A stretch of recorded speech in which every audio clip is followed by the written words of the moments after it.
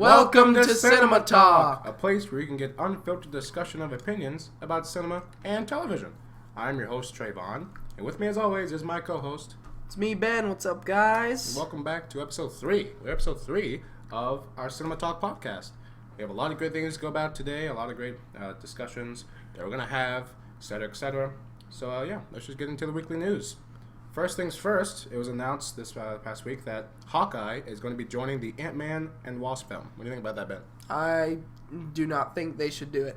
Really? No, because me personally, I do not like Jeremy Renner as Hawkeye. No, I don't know. Not even like Kill the Messenger? You don't like him in other stuff as well? He's not. I said as Hawkeye. I don't like him as Hawkeye. As Hawkeye. I know. I mean, I don't know. I think that Ant-Man was a great movie in itself, and I think that they didn't need to add Hawkeye to this movie, And I'm sure that the main reason why they did it is because they're going to do, the arrow thing where Ant-Man goes onto the arrow and then he shoots the bow. And they did that already. Yeah, and exactly, and I was going to say that. They did that in Civil War. So, I don't know. I think that it's just an addition that they didn't really need to do because I think Paul Rudd can carry himself. And then as, what's-her-face? Shoot, I forgot her name. As the Wasp, actually being the Wasp now. She can. Evan Rachel Wood? No, it's not Evan. It's we all know what we're talking about. Anyway, as she'll actually be the Wasp, so I think that it would be entertaining enough as a movie without him. So I don't think they need him in it. Yeah. So. Well, I mean, I think it's I'm fine with it. I think the reason for it is because Marvel, with the third phase specifically, they're really trying to do.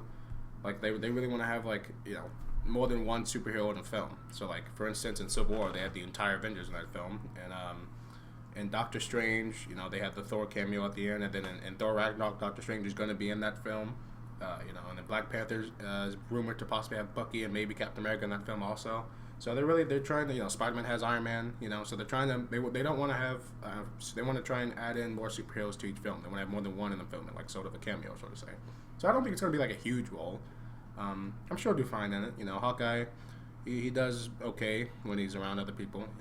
He'll never be able to have his own movie, so this is kind of all he really can get.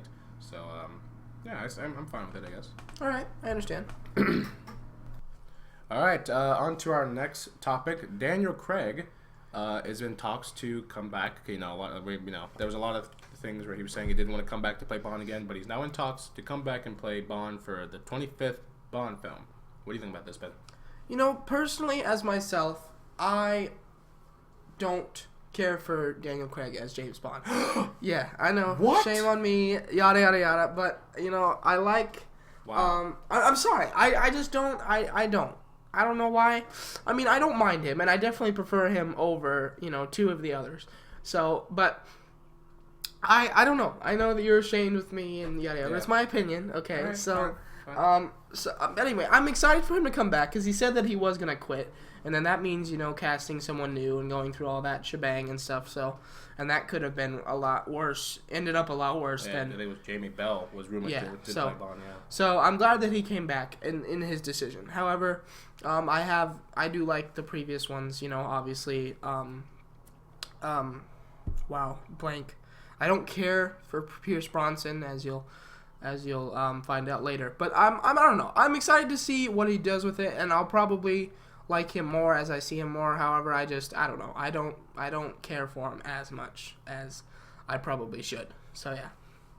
All right. Well, as you'll know, Daniel Craig is my favorite Bond, and I think the best James Bond movie ever is Casino Royale, the 2005 version with Daniel Craig. So but hey, fair enough. I'm excited that he's coming back because I definitely don't want to see someone else do it because I don't really know. I can't see anyone else doing it but him, to be honest with you.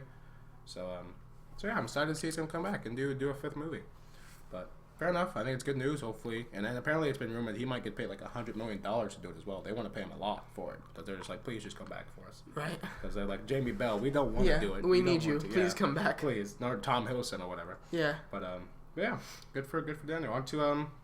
On to our next topic. This is a pretty big one. It is. It was announced Joss Whedon is going to be directing a Batgirl film for DC. Now this came out of nowhere. I don't think anyone even heard about it. It just came out of it wasn't something that was planned. Yeah, and I was like, oh, that's interesting. I mean, my initial reaction was like, well, that's kind of a stab in the back to the company that made you kind of somewhat who you are. Rip the MCU. Yeah, you they're know? just like, oh, thanks, Joss, you jerk. He's like, yeah, I'm gonna go work for your freaking competition now. Although DC isn't really competition, but you know what I mean. You know what I mean. So, yeah, what do you think about this, man? I don't know. It could make the movie decent, because Joss Whedon isn't horrible, Yeah. However, I do agree with you. I think that it was kind of rude and a jerk move. I mean, I guess he needs the work, but I don't know. It could be good. It could be good. So I think it was an interesting decision on his part. That's for sure. Yeah. So we'll see how it goes. We'll see how much more information we get out of it. So yeah. I mean, Joss Whedon, he's known for having very strong female characters. From Buffy the Vampire Slayer to Black Widow in the first Avengers film was like, not in the second one. But I think he does a good job, and I think it should be a fun film. He does good with action. I feel like I almost feel like he's too much of a big director for this kind of film. It seems like a Batgirl film. It seems like it's going to be kind of smaller and not have a lot of big action scenes, I guess you would say. But I mean, hey, he's done smaller films as well, so it could work for him. But we decided we wanted to try and cast Batgirl, who we think should play Batgirl to Joss Whedon's film. So Ben, you go ahead and say your pick first. So my pick is actually Mary Elizabeth Winstead, and I think that she would do well because one, I think she's the right build, the right height and stuff, and I think that she already has the right looks. Like she doesn't need to change that much for it. She may be a little older, than you would expect, but I think that she can easily do it because she has very good acting chops and stuff, which I think for DC at this point you need that. So as a Batgirl, but I think that she would do a good job. So yeah. I don't know. I don't think it'd work. I think first of all she's like over 30, and they're definitely gonna want to cast someone young because I'm sure they're gonna want her to be around for a while. And I just don't think Mary Elizabeth Winstead is going to be enough of a draw. I mean, like she's been in 2 films that people even heard of in like the past 5 years, and one of them she's in for like 2 scenes, so you can't even count that as her own movie. So I don't know. And the other one, John Goodman in 10 Cloverfield Lane stole the show in that movie for sure. So That's I true, don't know if but she really has. She did do really well in that movie. Though. I'm not for saying the she for the didn't. parts that she did do, she did amazing with. I think Yeah, I'm not saying I don't know. I think that John Goodman did well in it. I don't know if he would have stolen the show though. He's who everyone was talking about after the movie. That is true I think that's the reason of that is because we haven't seen John Goodman in a good movie in a while. Like his acting portrayal in a good movie in a while. Don't you like the Monuments Men or whatever that freaking movie's called? Yeah, but he was like in maybe 30 minutes of that movie, and like that was like drawn out and like a 4-hour movie, and very like weird comedic. It was not. Don't worry about it. But the thing is, I think that like the more they were talking about is they were talking about wow, John Goodman is still a good actor, Which anyway, but I think that she would do a good job. So who did you pick? I picked Anya Taylor-Joy from Split, from The Witch, and from Morgan.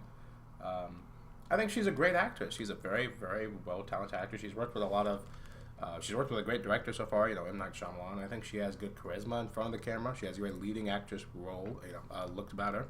And I think she's at a good age. She's in like her young to mid-20s. And I think a lot of people recognize her from Split now, and I think she has a lot of credibility. The Witch was a huge critical success and financial success, so she got a lot of buzz off of that. Morgan, while it didn't do very well with critics or box office money, the trailers for it were pretty popular, so a lot of people are like, oh, that's the girl from Witch, and now she's in Split, and she did a great job in that movie, and she's getting a lot of publicity off that as well. So I think she's definitely moving up. I think she would be more of a draw than Mary Elizabeth Winstead. Well, I could see Mary Elizabeth Winstead being good like back in like 2007, but I think she's more towards the end of her career, if anything. But I think Anya Taylor-Joy is just getting started. I think she has a great look for it. She can play, she can do action. She can do, emotion. And I think she'd be a great actress to get to really work with Joss Whedon. And he could teach her a lot of things moving forward.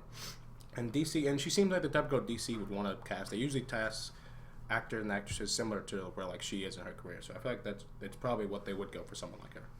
Yeah, but I mean, you say that DC casts those kind of people, and then look where DC has gotten them by doing that. Well, you think they're going to change just for Batgirl? Well, I don't know. I mean, it could be, it could be that one movie in the series that, like, oh, maybe we actually we got something with this, and they should move on with it. It's going to be a bad movie. I think that's just guaranteed, which is why I feel somewhat bad for Joss Whedon. But I think if it's going to be bad, at least have someone who's actually good at acting be the main role, and it should be Anya Taylor-Joy.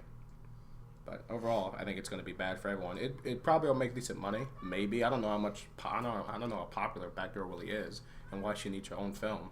But I mean, I guess we'll see. I don't even know. They haven't set a year for it yet, I don't think, but it's in development now, so we'll see you soon. Alrighty. All right, on to our next one. This is going to be a long one because we're going to go over the nominations were just released for the MTV Movie Awards for this year, 2017.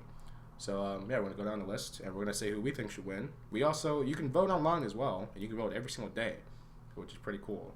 I've been voting every day so far, and we're going to go over who we voted for. And so we're going to go for who we think should win, but who might also win, who we think is probably will win, because I doubt any of my picks probably will win because people are stupid.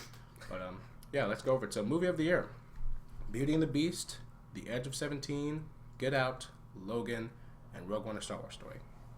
Now, I haven't seen 2 of those movies, and the other ones, I didn't care for all of them. I think I would definitely want Logan to win, that's for sure. What do you think? I agree with you. Yeah. I think Logan was sure. I think that Beauty and the Beast would be second on my list for it, because I thought that it was very enjoyable to me. But I think that Logan would definitely steal that category for me and you as well. So. Yeah, I definitely want Logan to win. I do strongly see Beauty and the Beast winning though, because MTV movie. It's the type of movie that usually wins Best Picture or Best Movie at these award shows, so it probably will win. And it's also the most popular, so it's the one that people will be voting for most because it's been seen by most people. So. But I hope Logan wins. I just hope Rogue One doesn't win. That's the one I just hope doesn't win because I don't think it deserves it. But that's just my opinion. On to show of the year. Now I've only seen literally one of these shows, so it's hard to say. We have Atlanta, Game of Thrones, Insecure, Pretty Little Liars, Stranger Things, and This Is Us. I've only seen Stranger Things. Same. So that's who I'm voting for. Same. Yeah. Yes, we haven't seen Game of Thrones. I think Game of Thrones might win. I think it probably has the strongest chance next to Stranger Things, though. Yeah. I think probably one's going to be one of those two. But yeah. It's going to be close. That's for sure. For sure. I'm not going to name everything that's nominated because I don't feel like doing that for all of them. Yeah. But for Best Actor, Hugh Jackman and James McAvoy, those are the two shine. And then Emma Watson as well for Beauty and the Beast. Those are probably just the big ones. I feel like Emma Watson has a strong chance, but I think Hugh Jackman also has a strong chance. Hugh Jackman's who I voted for. Who'd you vote for? For the Best Actor, it would definitely be between Hugh Jackman and James McAvoy for me as well. Mm-hmm. Now, I liked Emma Watson in it, but I don't know if she could stand up to those two because Hugh Jackman was great, and obviously he's Wolverine, you know. Mm-hmm. I mean, but James McAvoy also brought himself back and showed how well he can do, and so did M. Night Shyamalan, and Split, which is obviously this isn't this category, but so I would have to go with Hugh Jackman too because Logan was, amazing. So I would hope either Hugh Jackman or James McAvoy win. I'm just saying I think Emma Watson might have a chance, right? Just once again because of just the popularity of Beauty and the Beast. Yeah. But overall good category, I guess. Best Actor in a Show. This one was tough for me. Millie Bobby Brown for Stranger Things. Then we have Emilia Clarke as well for Game of Thrones, and Jeffrey Dean Morgan for The Walking Dead. Those are 3 big ones. I voted for Emilia Clarke for Game of Thrones. I know you're thinking, how is that fair? You haven't even seen Game of Thrones. Well, you know what? I don't care. All right? Because it's my favorite actress, and I want her to win something in life, at least once. I don't think she's ever won an award for Game of Thrones, which is ridiculous, because I even know, without even having to see it, she's the best actor on that show, and she deserves to win something for it. And you know what? It was hard, because I wasn't going to vote for Jeffrey Dean Morgan. I like him. I don't think I personally don't even think he's the best actor on The Walking Dead. But I was tied between Emilia Clarke and Millie Bobby Brown. I was tied. I was like, Millie, she's good. Millie, she's going places. She's going to do things with her life. She's got Godzilla 2 coming up. She's going to go places. I don't know. But I went with Emilia. I hope I made the right choice. But I doubt she's going to win. I'm sure it's going to be probably Jeffrey Dean Morgan or Millie Bobby Brown for sure. Maybe Donald Glover. He was nominated for Atlanta because he's been getting a lot of popularity lately. But I don't know. We'll see. But what did you think, Ben? I definitely picked Jeffrey Dean Morgan. Yeah. Because I think he is probably one of the best casting that I have ever seen, ever, and because I think he was literally the perfect Negan, that I've ever seen. He's been one of the scariest villains that I've ever seen, which is another category, which I still think that he's the best in there too. He's blown me away every episode that he's been in, and I would definitely pick him. Do you think he's the best actor on The Walking Dead? On The Walking Dead, no. No, I think Andrew Lincoln is. Yeah, but that's who I wanted to get nominated. Yeah, but I think that Jeffrey Morgan is definitely Jeffrey Dean Morgan. Yeah, I think he got nominated because he's been getting a lot of publicity out for the character. Yeah, so it makes sense. It's saying a lot because I agree with you. I love Stranger Things, and Millie Bobby Brown did amazing too in that show. Yeah. So it was very hard, but I definitely would pick Jeffrey Dean Morgan. All right. Best comedic performance. I saw this and instantly clicked exactly who I knew I was gonna pick. Will Arnett for the Lego Batman, whatever. And Seth Rogen was for Sausage Party. That's a big one. But the one that deserves to win, and I swear I will probably stab myself if he does not win, Seth MacFarlane for Family Guy. Thank you. Please, everyone, if you're listening to this right now, go vote for Seth MacFarlane for Family Guy. I don't care about any of the other ones mostly. This is the most important one. Because you know who deserves a freaking award for what now? 18 years? He's been dedicating so much of his time and effort, blood, sweat, and tears into that show. I don't know if he's ever won like an actual big award for Family Guy. He so deserves it. He so deserves it. It's the funniest show on TV in my opinion, and he deserves an award for it so very badly. Please just let him get this award. I'm voting every day for Seth MacFarlane for Family Guy. Please let him get it. Because I mean, no, who cares about Will Arnett? Who saw the Lego Batman movie? And no offense to Seth Rogen, but Sausage Party. It wasn't good. I don't think that film deserves to win anything. It was scary. I mean, worst movie of the year. I'll say this much: it was a bold film, but it does not deserve to win. It was a very brave movie. He took a risk, and you know what? It somewhat paid off for him because it was a successful film. But brave, not meaning half naked pictures of Amy Schumer. Exactly. There you go. So yeah, do you agree with me? I would definitely agree with you. Good. After that list, yes, Seth MacFarlane. So best hero. This one, I already know mine's not going to win, but I still want him to. But I'm going to name all of them. I think everyone on here is pretty big. Yeah. Stephen Amell for Arrow. You already know I'm voting for. Millie Bobby Brown for Stranger Things. Mike Coulter for Luke Cage. Grant Gustin for The Flash. Taraji P. Henson for Hidden Figures. That's a strange one. And Felicity Jones for Rogue One, A Star Wars Story. I don't know why Taraji P. Henson's in this. I guess, yeah, she's a real-life hero, but it's just a weird category because everyone else is like superheroes and stuff like that, and it's a little weird. But like they have like powers and stuff for Felicity Jones, I guess. But it's a little weird. But I doubt her or Felicity's gonna win. I think it's probably between Millie Bobby Brown and Mike Coulter, in my opinion. 'Cause I think they're probably the two most popular. I want Stephen Amell to win. That's who I voted for. I know he won't because no one likes Arrow, but. You know, a man can dream. And I believe you voted for Grant Gustin. I did. Yeah. I like The Flash. I think he's really good. Barry Allen. Yeah. So, yeah, overall decent category. I'm on to Best Villain. This is a fun one. Jared Leto for Suicide Squad. Don't ask me why. The bad guy from Stranger Things. Demogorgon. There you go. I don't speak. Which was GFX to me. Yeah, I don't really know how that's fair. It's not. I don't think that. It's not going to win. Yeah, because it wasn't even an actor. I think that Jeffrey Dean Morgan is going to win. Yes, Jeffrey Dean Morgan. Which obviously I want to. So. Yeah, I voted for him as well. But also, Allison Williams for Get Out was nominated, which was somewhat of a spoiler because I haven't seen that movie. Oh, now she's the bad. Now I know she's the bad guy. Technically, that's our fault because we should have. Okay. You know what? All right. I'm not talking about that. Anyway, the best kiss. Best kiss. This is fun. Zac Efron and Anna Kendrick from Mike and Dave Need Wedding Dates. I haven't seen that movie. Now, I love Anna Kendrick, but sadly, I would not pick that one because... The picture they showed was pretty extreme. I was like, that was a crappy movie. There was... My pick would be Emma Stone and Ryan Gosling. I haven't named all of them La La Land. I haven't named all of them yet. Over Emma Watson and Dan Stevens in Beauty and the Beast. Taraji P. Henson and Terrence Howard in Empire. That's a big show. Mm-hmm. And then the two black kids from Moonlight. I'm sorry if you might take offense to that statement. I don't care. But... I personally voted for Emma Watson and Dan Stevens for Beauty and the Beast, just because I didn't really care about anyone on this list. I just said, well, it's the newest one. It's definitely the one that's going to win for sure, because Beauty and the Beast, it's definitely going to win for Best Kiss. That category is made specifically just to give Beauty and the Beast an award. So, yeah, good for it. Best Documentary, I picked I Am Not Your Negro. All that needs to be said about that. Best Reality Competition. I picked Master Chef Jr. because I like Gordon Ramsay. And you picked not Gordon Ramsay when he's like your favorite chef. Mm-hmm. What did you pick? America's Got Talent. Have you even watched that show? Yeah. What's your favorite season? What's my favorite season? 10. Who won season 10? I don't know. But it was a great season. I'll give you a hand clap for that one. Next, Best Host. I've only heard of Ellen DeGeneres, and I believe you agree as well, so that's who we picked. But Tearjerker. Oh, no. This one was interesting. Now, this one made me angry because they freaking spoil Game of Thrones, Hodar's death. I don't know what that is, but apparently someone dies. Now I know that. Great. I just probably just need to give up. Something from Grey's Anatomy. My mom watched that show like 5 years ago, but yeah. Moonlight once is nominated for something. This Is Us, blah blah blah. But Me Before You is one that we both voted for. That should win.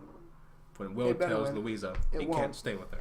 It won't win. It won't win. It's gonna go to Game of Thrones. Yeah. But I so want Me Before You to win something. It should win something. Let it win something, people. All right. God dang it. Next Generation. Riz Ahmed from Rogue One: A Star Wars Story, also from Nightcrawler, which is his best performance. The black guy from Get Out. I'm not gonna try and pronounce his last name because I'm bad with names. Kaluuya. Kaluuya. That's why I don't do things. I picked the Get Out guy. Kaluuya, yeah. I picked the Get Out guy because he's gonna be in Black Panther. Kaluuya. Can you not? Sorry. I'm trying to figure it out. I picked the guy from Get Out because he's gonna be in Black Panther, and I think he's a good actor. So I said, why not? And you picked, I think, the black girl from Blackish. So I picked Riz Ahmed, actually. Same thing. On to Best Duo. Josh Gad and Luke Evans for Beauty and the Beast. That's an interesting one. I almost thought they were talking about a couple. Hugh Jackman and Daphne Keane from Logan. Yes. Winner. Then no one knows. Yeah. Logan should win.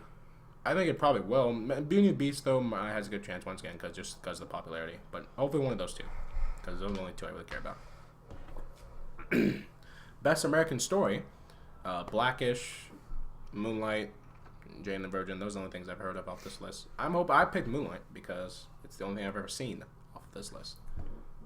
But I'm guessing you picked Blackish because it's your favorite show of all time. It's not. It's not? No. Oh, crap. You know that by our channel intro. Oh, I didn't watch it. Oh. You recorded it. Unless that was your cyborg. Anyway. Yeah. Best Fight Against the System. Now, this question is weird to me. I don't understand what this is supposed to mean. I guess, like, best movie that has a character fighting against the system. How is Get Out fighting against the system? Isn't it just him fighting against a bunch of white people? Yeah. White people are the system. White people are the system? Well, yep. That's a great stereotype. That's why you and me aren't friends.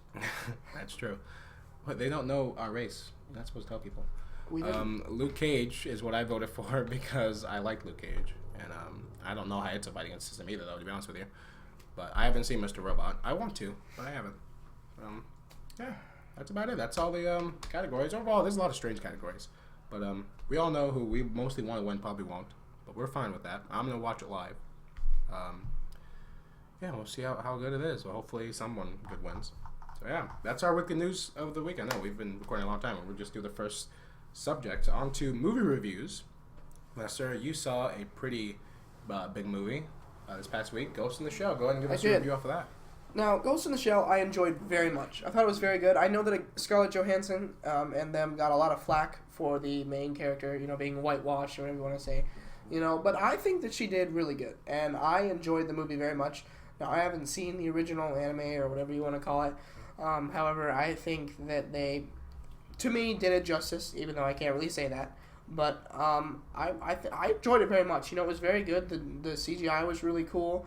Scarlett Johansson did great in her acting chops. The somewhat villain in the movie did very well as well. So I think it was overall a really cool action movie. It brought in the live action anime very well, I think. So it did a very good job. I know that it's bombing and it's not doing very well. Yeah. However, my opinion of it was that it was a very solid movie. Good.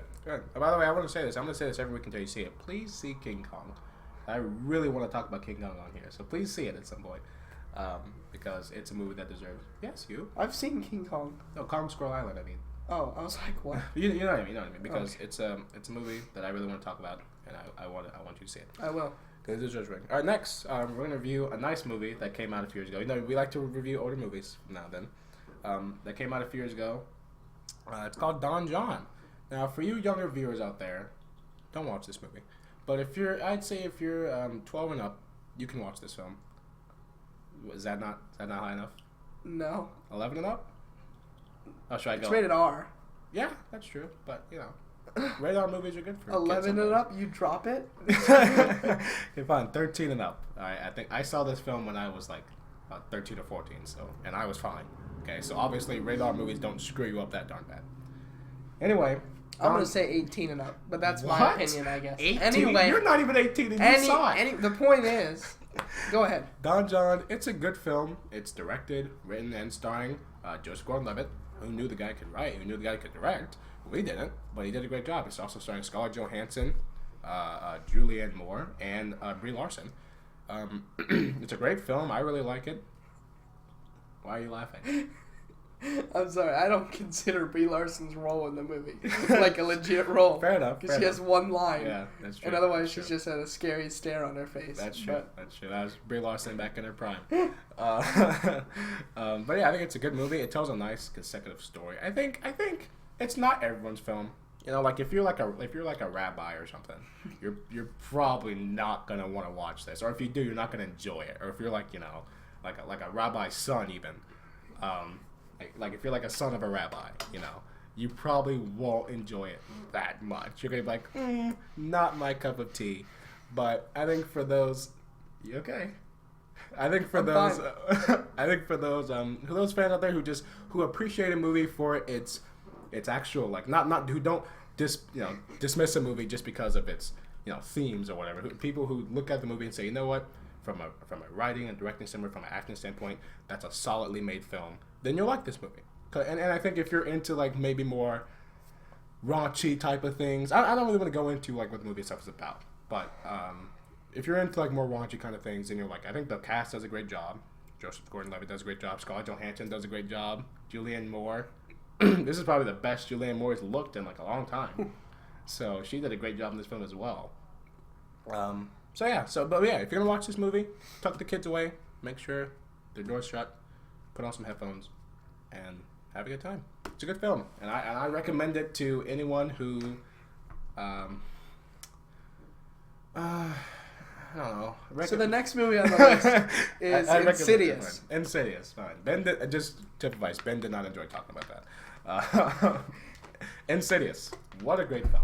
This movie freaked the crap out of me. I'm not gonna lie. I'm a wuss. All right. I got scared by this movie. This movie, I was just saying a lot, scared me more than The Conjuring 2. Wow. Yeah. The Conjuring 2 is just a great movie to me. I don't know why. That movie didn't scare me nearly as much. I'm sure if I watched it again alone in a dark room, I would crap myself. But it's, Insidious, I don't know why. It just got me on another level. And it freaked me out. It's definitely a very good movie. Patrick Wilson, right? Yes, Wilson. Patrick Wilson did great, and James Wan, as always, amazing. Mm-hmm. I think the movie, it was just a great movie. It was. Yeah. It was really James Wan. That's it.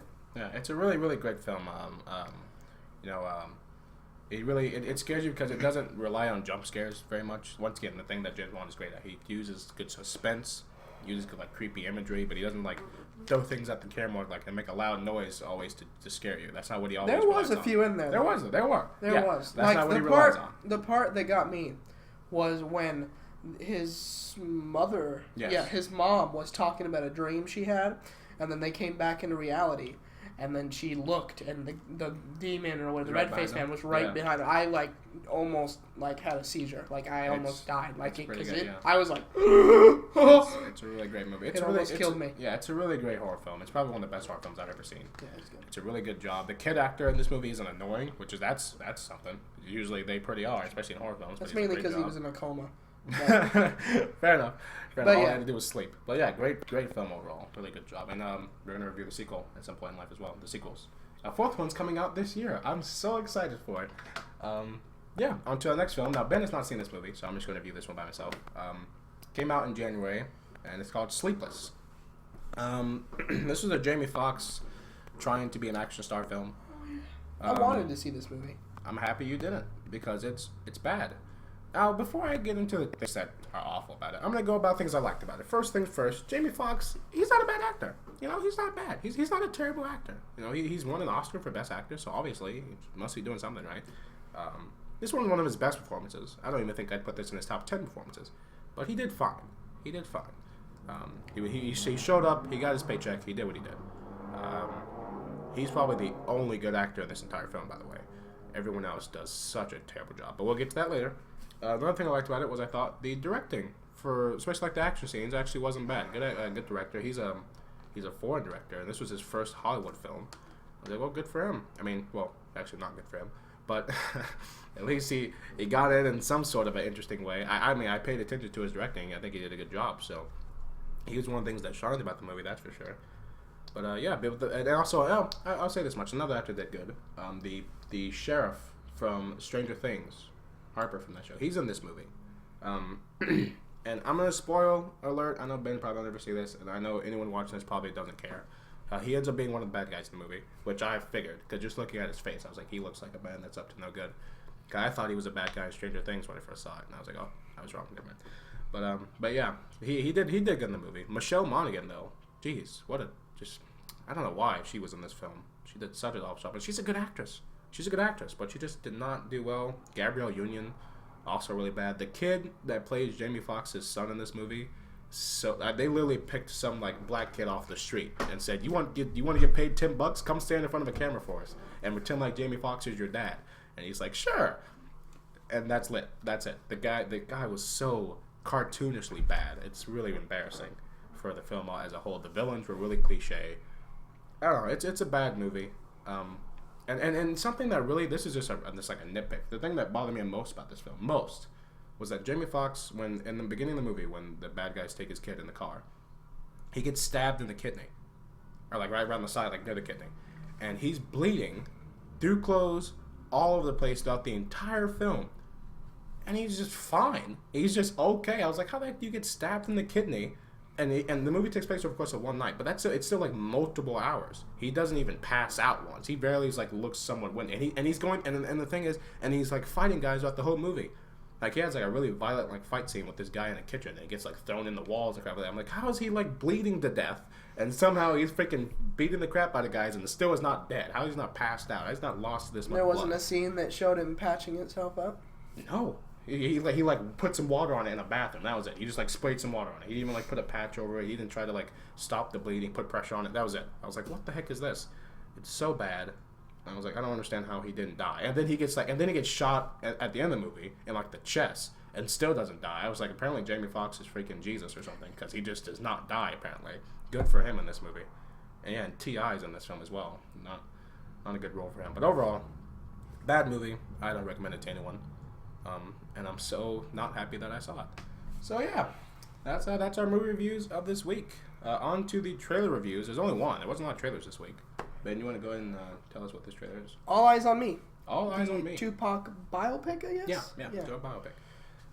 I know quite a bit about Tupac. I'm not going to say why. I do not.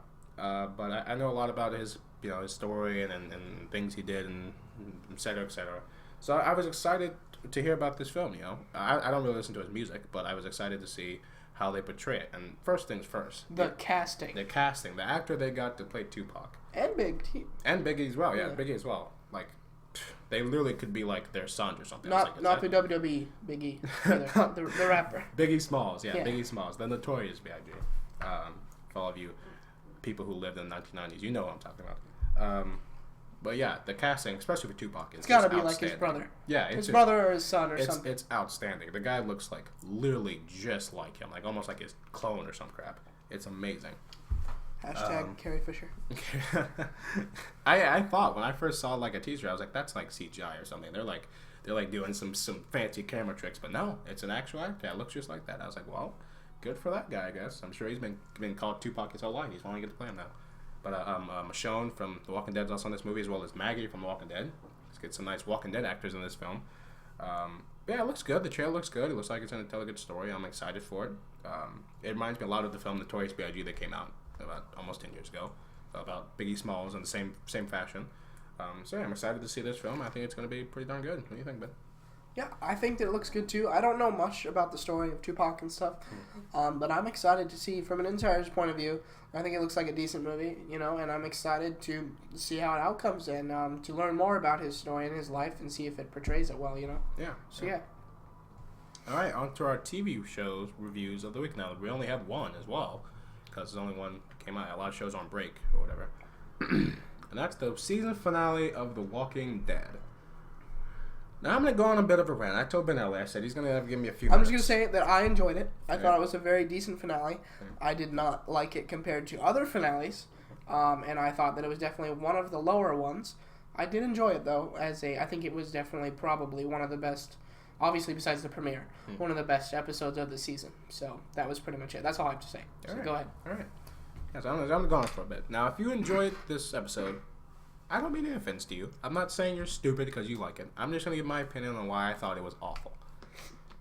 First of all, this season as a whole has been really dragging. I said this, at last podcast, Antonio, who was on our show, laughed because I was like, I don't even remember what happened in the episode. That's just how much I was asleep while it was on. It's getting so, it was so slow and so boring. And I was thinking, you know what? This has been a really bad season in my opinion. Maybe the finale will be good. Maybe the finale will actually be able to bring some sort of excitement for what we're going to see in the next season. And it didn't. It was filled with Sasha and having like some sort of fever dream thinking about Abraham, which I don't know why was there, and her like singing in a coffin, which I also think was unnecessary. And then so many fake out deaths. I hate, if there's one cliche I hate so much, it's faking out as if, oh, that person is, I guess, dead now. They did this a few episodes ago with Rick and Michonne when they were at like that carnival or whatever. And she was like, oh no, Rick's dead. Oh no, oh, because he's totally, yeah. Oh, and Rick's just like, I was hiding in this box. What the heck is, I'm so stupid. And they did it again, like, what, 2 or 3 times in this darn episode? Oh, Michonne fell off the building, yeah, because she's so dead, yeah, she can't beat some... What the heck? She was getting, like, her behind kicked by some random person. I was like, come on, Michonne, apparently without your blade, you ain't nothing. I agree with you. That's good to see. And then, oh, Negan's going to kill Carl, yeah, because that's so a thing that will happen, because Carl totally is going to die. Yeah, we all believe that. We're all morons. Like, give me a break. It's so bad. Sasha, like, I was hoping, you know what? Maybe someone will die. And that's a sad thing I have to say. That in order to, like, I want someone to die just to bring some sort of excitement. I'm like, you know what, please, just have someone die. Maybe I'll be excited by it. Maybe it'll be something good. It's true. And then Sasha, she dies in this episode, but I didn't care. Like, I'm sorry, maybe that's mean. I don't care enough about her character because I don't think the show has spent time making you care about her character. The only thing I know actually was Tyrese's sister, I think, and she was like Abraham's girlfriend for about a week and a half. That's nice. That's all. And then apparently she liked using snipers. That's all I know about her because that's all the show ever told you about She's her. black. And she's black. And she has really, really strange hair. That's all I know about her. Fluffy hair. And she's been on the show since season 3. That's how bad that is. She's been on the show since season 3, and the show has done nothing to tell you about her character. Abraham was a better character. Exactly, because his character was more fleshed out. 2.5 seasons? Yeah, his character was more fleshed out. And he was on the show shorter time than she was. Her character has got no development whatsoever. I could even tell you, like, the first episode she was in, I don't even remember. It's just so much of a blur. Like season 3. Yeah, season 3. She was with the governor, I believe. Yeah, she was running part of that town. Yeah, with Tyrese, I think, or something. I don't freaking know. I don't care either. No, they went into the broken side of the prison from the woods. Remember? There you go. Anyway, it doesn't matter. And this was ridiculous. Also, yeah, Negan fakes out death as well. Like, how the heck did she falls onto him? He falls onto the ground. You're telling me she couldn't bite him once, and then she so magically crawls over him and just instantly devours the guy right next, just instantly, like without even a struggle. Negan's like, oh no, oh I hope I don't get bitten. And the other guy's like, come here, boss. Oh no, I'm dead. Are you serious? That's so stupid. And they're shooting at Negan's car when he's driving by. He literally puts out his hand to flip them off. No one here is so when it comes to any other time, everyone here is like a freaking perfect aim. Apparently, like when they took over that factory back in season 6. Terminus. Huh? Terminus. No. In season 6, when one of Negan's places, when they took that place over, everyone had like perfect aim. They're like freaking military trained assassins or something. Yeah. But here, the one time it freaking counts, they can't shoot his darn hand. They can't shoot the tires, for crying out loud. Are you kidding me? How the heck did they allow Negan to get and then the tiger just magically like just eats the guy behind him? Why did no one shoot the tiger? It's a tiger. Are you kidding me? I did not see it coming. It's so bad, and I know some people might say, well, what about the garbage people? I don't know their name. That's what I call them. Them turning evil. That was such a shock, right? No, it really wasn't. I figured it was going to happen because they're not in the comics.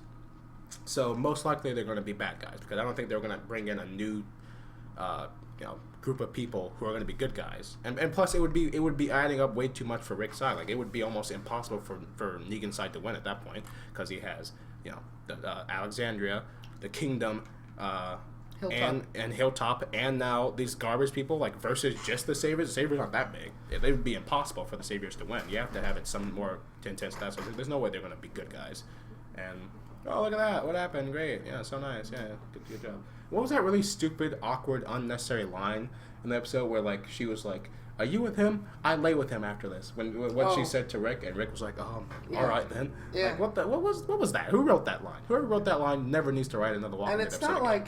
like it's not like okay, great, it's an apocalypse and stuff, Yeah. but it's not like people like went back to like the Middle Ages. Yeah, it's like, why is she talking like so like Yeah. freaking Shakespeare or some bullcrap? Like Yeah. she doesn't use certain words. I was like, how did what?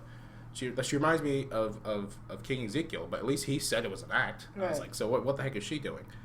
I don't know. It was really slow. It was bizarre. 90 minutes, which was 30 minutes too long. It should have just been a 60-minute episode, and it would have been cut on so much more time. I wasn't a fan. I didn't understand why this season's just been so bad. I think it's just because they literally said, well, we don't want to go into the all-out war yet, so we just need like a season full of just absolute filler, so we can get to the all-out war next season. That we'll do that next season. So it's like The next season they'll do that. yeah, and No. so like I guarantee like all out war will be season 8, and like I bet all out war might not even end season 8. If it does, let's say it does. Let's say season 8 is when it ends. They're gonna like have season 9 is gonna be just nothing but just like filler, and then they're gonna wait till like season 10 or 11 to go into the Whisperers War. If you know the comics, you know what I'm talking about. They're gonna wait till like 2 or 3 seasons down the line because we solely just have time to freaking kill. Like Jesus Christ, make the show move a little bit faster. But I don't know, whatever. I was not a fan of this finale. I've not been a fan of this season. I think I've liked 2 or 3 episodes this whole season. So yeah, kind of happy I don't have to watch it anymore. Hope season 8 is a lot better. We can only hope. But yeah, that was Walking Dead finale for you guys. So yeah, anything else you need to add on? You good? Not really. No. All right. On to our question of the week, and this question of the week is an interesting one. I watched Bates Motel, and I know Ben, he's catching up on it. I'm a big fan of the show Bates Motel, and I'm going to be reviewing the series finale when it comes out. I'll wait to do the finale. But in honor of this past episode, I think being the best episode of the show yet, I wanted to ask the question, what classic film should get a TV show prequel? So, Ben, you go ahead and tell us your pick. This is a very interesting one. It's very peculiar. Yeah.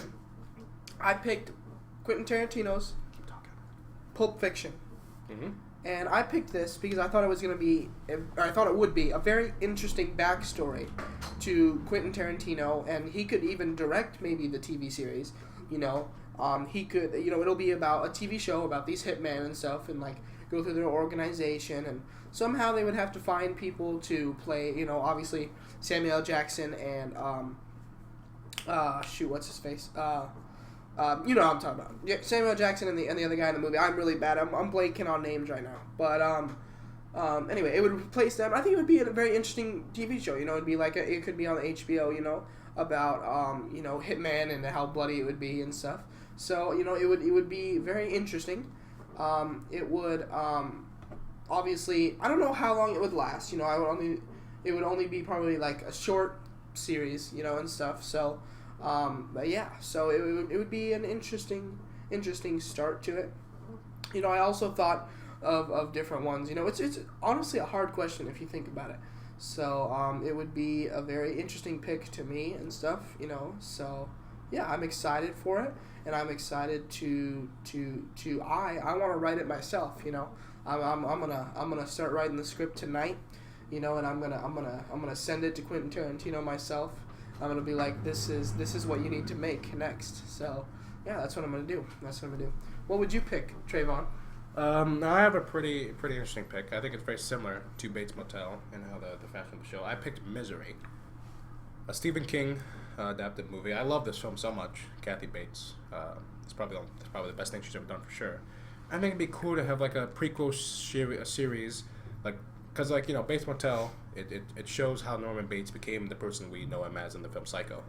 I think that this show could tell us more about her character and how she became so obsessed with the writer. Sorry to spoil, I know Ben hasn't seen it, but just show more about why, she became the way she was and how she got to where she was. I think it'd be very interesting. It'd be very cool. And I think you could get at least a good 3 seasons or so off of it. You can't go like 10 seasons or whatever, but you can at least get 2-3 seasons off of it. I think it'd be really fun. I'd definitely watch it for sure. I'm not. I'm not done anymore. I'm done. So yeah, that's what I picked. So yeah, I think Pulp Fiction would be a good job. I'd actually see it. Who, now, if you could, off the cuff, who would you cast as young Samuel Jackson? I told him that would be really hard. Yeah.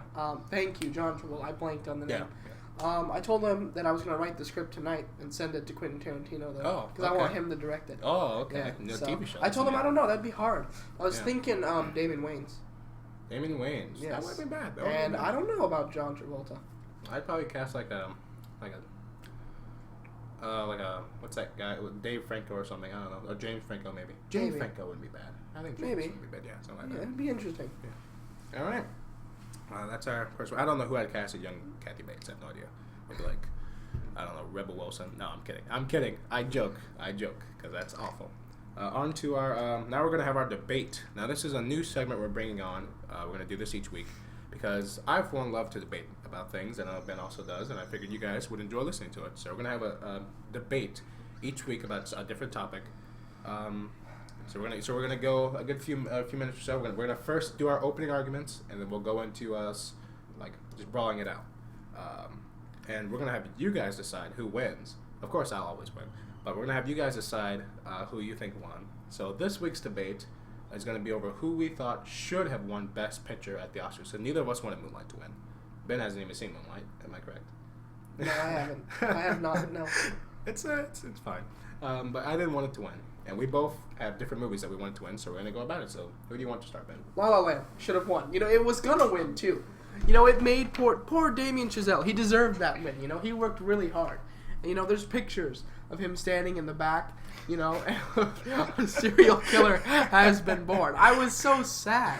You know, it's such a sad moment. You know, I was like, it was ripped out from under them. You know, I was like, are you serious? The Rock.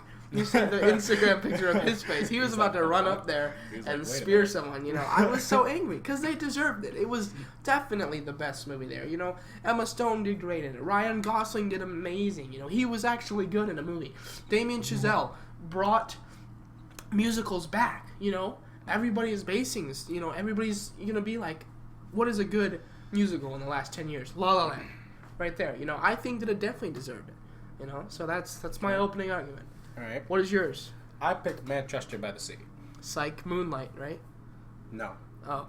Because Manchester by the Sea, as far as what was nominated for Best Picture, was the best film of the year. It tells the best story of the year. That's for darn sure. It has the best character development of the year. Casey Affleck gives the best male performance. That's why he won the Oscar. Ryan Gosling didn't win the Oscar because they knew, no thank you. Casey Affleck gave the performance of his career in this movie. Michelle Williams was freaking robbed for not winning Best Supporting Actress because I was driven to tears and therapy after watching just that one scene in that film by Michelle Williams.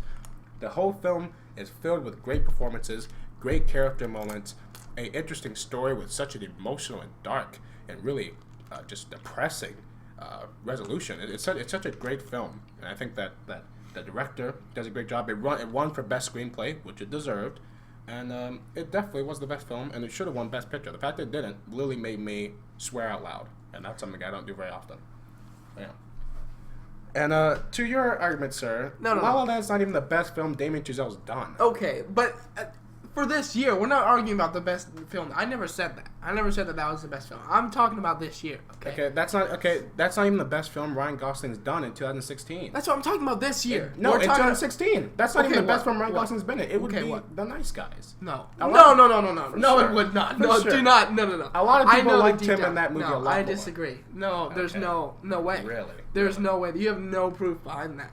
You can ask people. Yeah. What did they like him more in? Because in La La Land, he gives such a boring performance. He does not. He That is just a plays lie. himself. That is not true. He just plays Ryan Gosling in that Casey movie. Affleck plays like some bearded hobo that's like walking down the street, half the film he doesn't even shoveling have a beard. snow. You know, he's First a of all, he scary doesn't even man. have a beard in half Ryan the movie. Gosling plays a man that is trying to follow his dreams. You know, as a nice musician. Some white privileged douchebag. No. Don't bring back You have the a white guy trying to tell a black guy how to play jazz. Are you freaking kidding me? That's the dumbest thing I've ever heard. He's not trying to tell anyone how to play. He's just trying to bring back jazz himself. Really? Who is he telling to try? try? That's like freaking you trying to tell Jackie Chan how to do karate. Who is he telling how to play? John Legend. What John do you Legend. mean? John Legend like, isn't he's playing like, bass. this- John he's Legend like, is this trying how to tell. you do it, dude. No, John Legend is trying to introduce like a new type of music. He's not even playing jazz. John Legend's wasted in this film. His great music potential, he's wasted in this movie. He was in the band. You heard him sing. And he didn't even do a great job. The music Exactly, was because he wasn't supposed to. The movie portrayed him Exactly. to Wasted. be mad music, where they were trying to say Wasted. that Ryan Gosling is wasting his dream, you know, because Wasted. Emma Stone, the supporting actress in the movie, The main actress in the movie. brought him to she forced him to go into that because And she the was film's like, characters are so unlikable.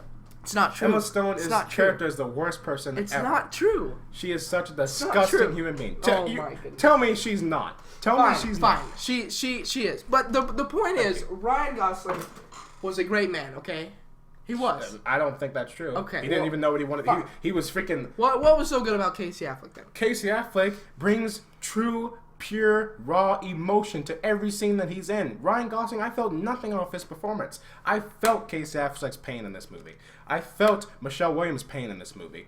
Lucas Hedges, who plays the young boy in this film, for a younger actor, I haven't seen him in a lot of things. He did a great job in this movie. The ending scene of La La Land, where he Is plays ridiculous. the song. It is not ridiculous. You're Why talking would we about need a a scene. freaking You're 10-minute talking about a montage of scene. what would've Okay, not the happened? but you're talking about a scene that brings emotion. It's him playing the song, you know, and then giving her the nod. You know, he's just like, all right, you know, Yeah, I was screw like, wow, you, get what out of here. Such a bad you know? backbone. He's just like, oh, we had something great. No, you freaking It's- didn't. You were it's- guys together okay, for like a but month the thing and a is half. that you can't tell me that scene does not bring emotion. You're like, okay, And fine, you their- move on. You know, he's their just being romance the just bigger came out of man. nowhere. Their It's- romance came out of nowhere. That's fine, but he's being a bigger man. You know, it's called love at first sight.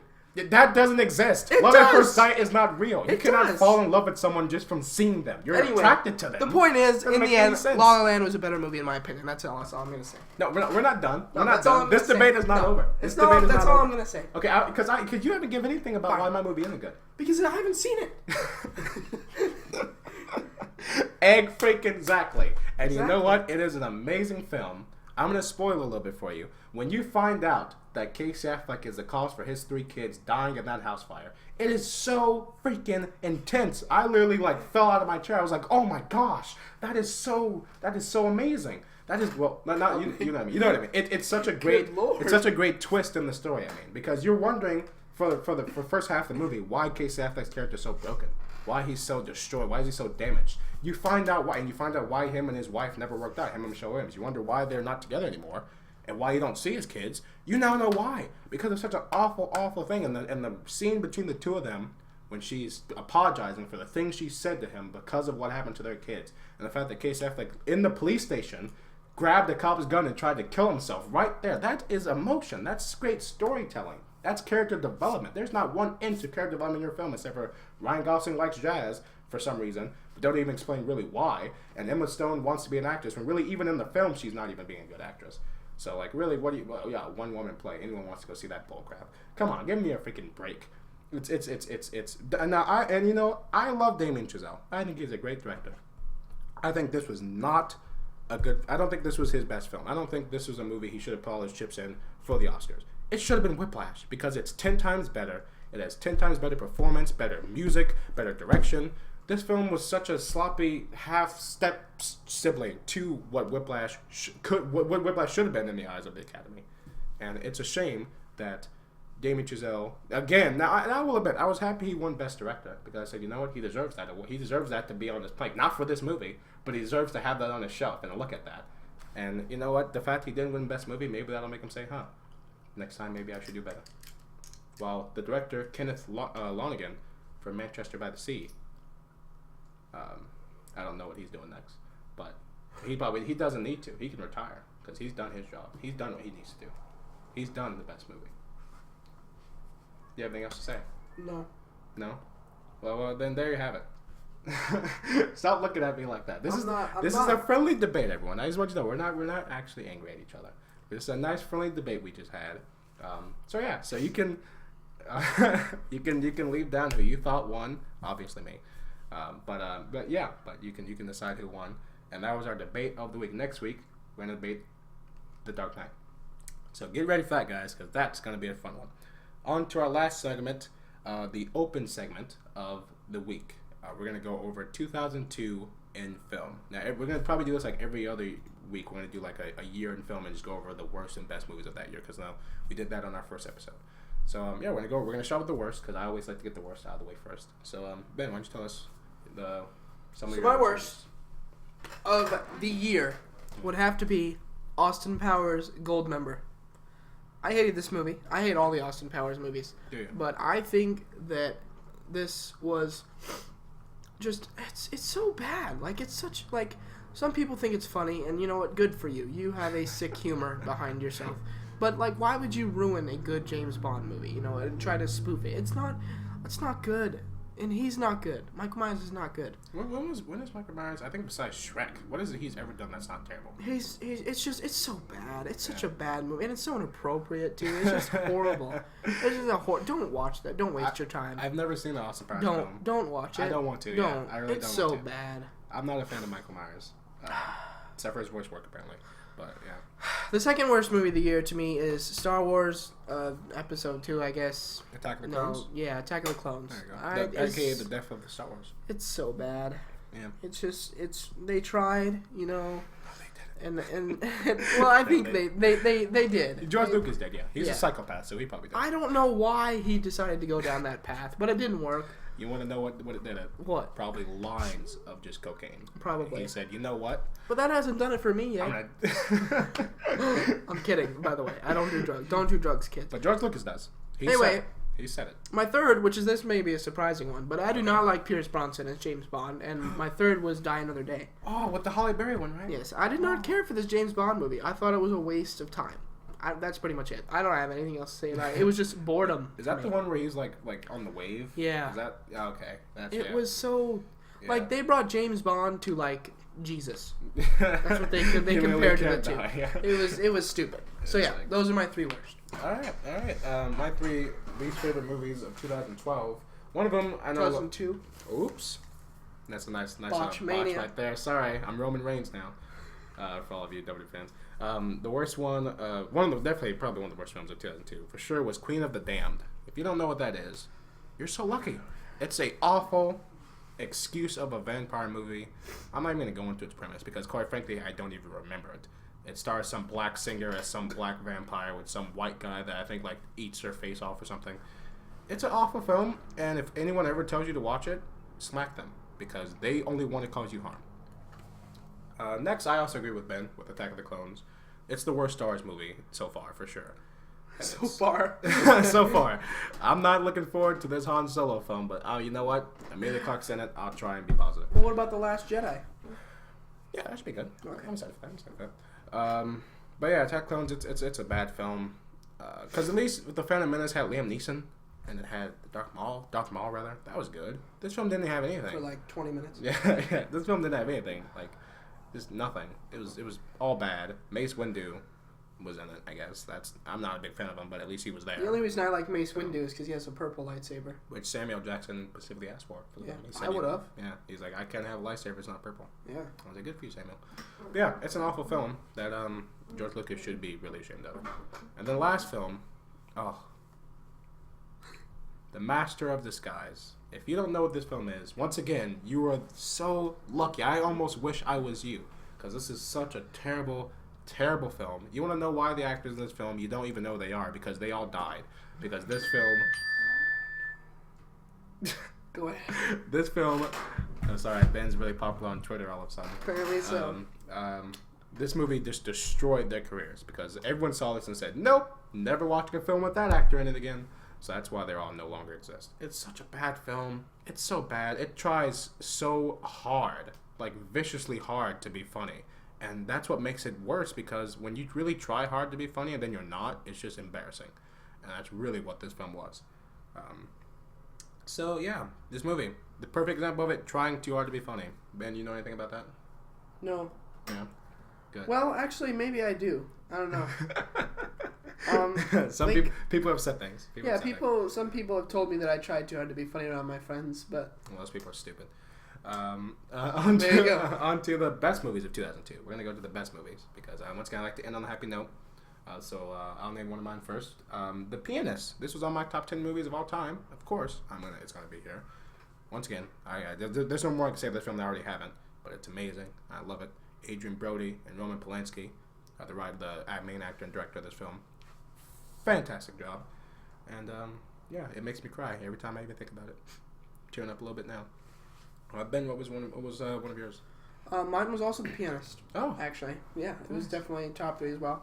Made me cry a lot as well. Yeah. Adrian Brody was amazing. He was. You know, and it was a different portrayal. You know, where he was like on the run, but it was definitely it was very good. It was very good. Really good stuff. Another one of mine was the first Spider-Man movie. How could this not be on the list? It's Spider-Man.